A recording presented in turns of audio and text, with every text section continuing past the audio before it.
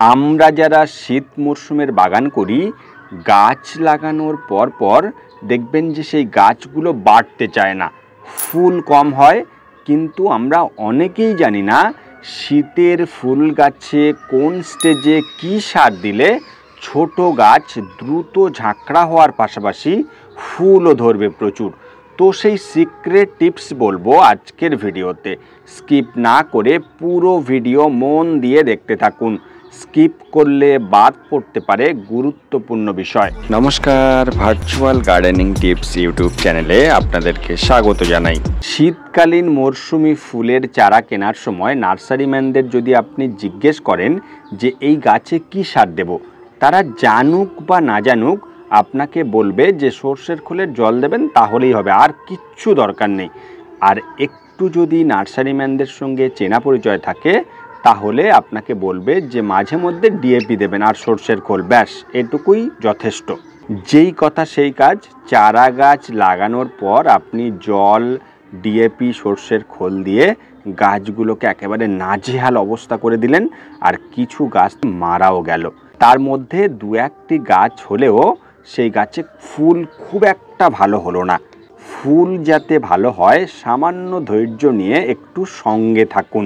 শীতের অধিকাংশ ফুল গাছ 40 থেকে 50 দিনের মধ্যেই ফুল আসে। তাহলে যদি চারা গাছ থেকে আর ফুল আসা পর্যন্ত 3টে স্টেজ ধরি। প্রথম স্টেজ চারা লাগানোর 15 থেকে 20 দিন পর্যন্ত।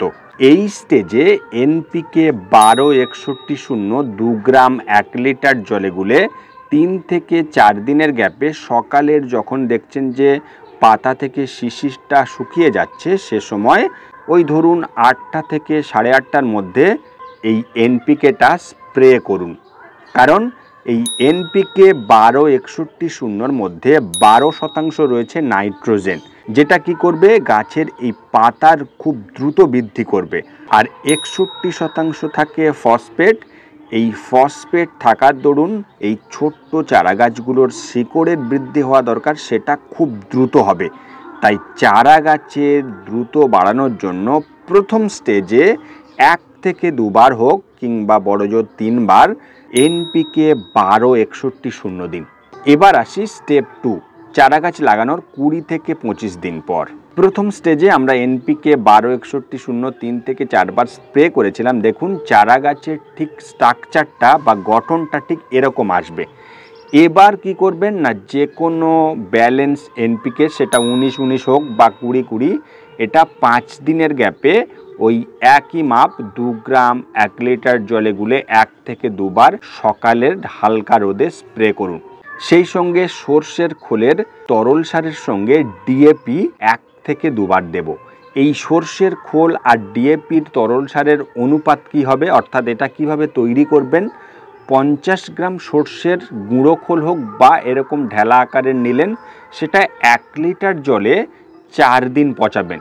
এর সঙ্গে 10 গ্রাম ডিএপি, এই 10 গ্রাম যে চামচটা দেখছেন এরকম চামচের 2 চামচ, অর্থাৎ 1 চামচ 5 গ্রাম হিসেবে ধরা যায়। ওই পচানো খোল জলের সঙ্গে আরও 1 দিন রাখুন। কারণ দেখবেন যে ডিএপি যেহেতু দানাদার, জলে গুলতে একটু দেরি হয়, সেজন্য এই 1 দিন সর্ষের খোলের সঙ্গে দিলে যাতে খুব ভালোভাবে মিশে যায়। এবার এই 1 লিটার জল আরও ফ্রেশ 9 লিটার জলে মিশিয়ে পাতলা করে গাছে দেবেন।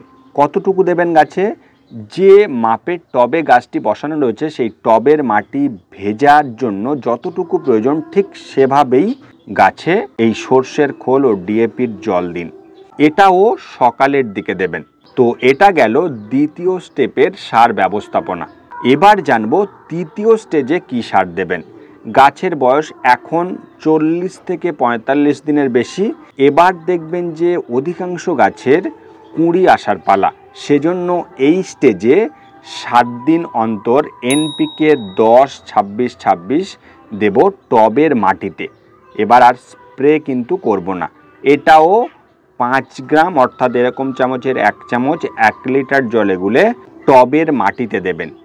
এই স্টেজে গাছের জল এমনভাবে দেবেন যেন টবের মাটি সবসময় একটা ময়েশ্চার থাকে, জলের অভাবে যেন গাছের পাতা ঢলে না যায়। তাহলে কি হবে, গাছের যে একটা নির্দিষ্ট গতিতে বৃদ্ধিটা হচ্ছিল সেটা থমকে যাবে।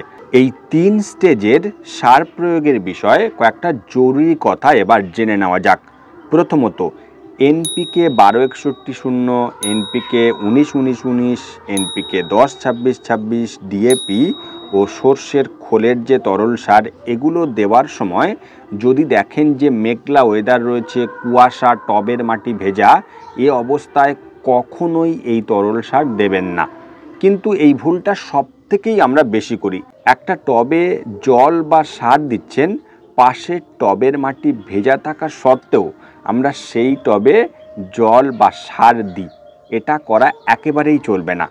সেই সঙ্গে জল একটু বুঝে দেবেন। এই সমস্ত সারগুলি চেষ্টা করবেন যখনই দেখছেন যে আকাশ একেবারে পরিষ্কার, রোদ ঝলমলে ওয়েদার, সে সময় দেবেন। দ্বিতীয়ত, গাছে পোকা লাগুক বা না লাগুক 7 থেকে 10 দিন অন্তর বিশেষ করে এই মরশুমি ফুলের গাছগুলোতে পেস্টিসাইড দেবেন। এক্ষেত্রে কাকা পেস্টিসাইড ব্যবহার করতে পারেন। 2 ml 1 লিটার জলে গুলে পুরো গাছে স্প্রে করবেন। তৃতীয়ত, গাছে যখনই দেখছেন যে কুঁড়িটা এরকম একটা পাপড়ি মেলা অবস্থায় আসছে, তখন তৃতীয় স্টেপে যে সার ব্যবস্থাপনা করছিলাম সেই সার ও কীটনাশক টোটালি বন্ধ করে দেবে। শুধুমাত্র গাছের প্রয়োজন অনুযায়ী জল দেবেন। চতুর্থত, সবচেয়ে গুরুত্বপূর্ণ বিষয়, শীতে যেহেতু দিনের দৈর্ঘ্যটা অনেকটা কম হয়, তাই সারা দিনের বেশিরভাগ রোদ পাবে এরকম জায়গায় ফুল গাছের টবগুলোকে রাখবেন। তো শীতের ফুল গাছে বেশি ফুল পেতে যে 3টে স্টেপে সার প্রয়োগের কথা বললাম, যেভাবে যদি আপনি এটুকুই করেন যথেষ্ট, তাহলেই মিলবে গাছ ভর্তি ফুল। দেখুন, একই নিয়ম ফলো করে আমার বাগানে যে গাছগুলো রয়েছে ফুলে ফুলে ভরে গেছে।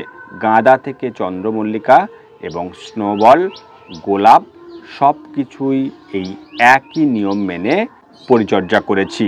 তো এই ছিল আজকের ভিডিও। কোনো প্রশ্ন থাকলে কমেন্ট বক্সে লিখুন। ভিডিওটি লাইক ও শেয়ার করবেন। আর এরকম ভিডিও পেতে চ্যানেলটি সাবস্ক্রাইব করে পাশে থাকা বেল নোটিফিকেশান অল করে দিন।